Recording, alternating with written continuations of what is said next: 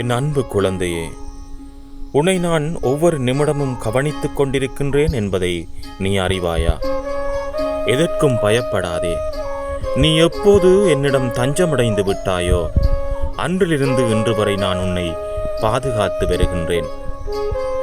உன்னை பற்றி சிலர் உன் பின்னால் இருந்து கேலியாக பேசுவதை எண்ணி மிகவும் நீ வருந்துகிறாய் அல்லவா?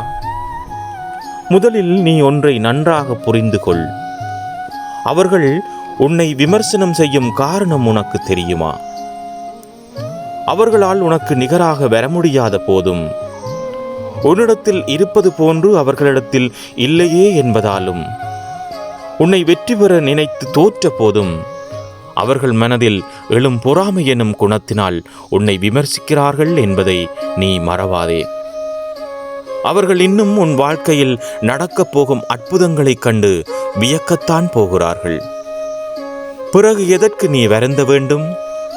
உன் அப்பா நான் உன்னுடன் இருக்கின்றேன், கலங்காதிரு.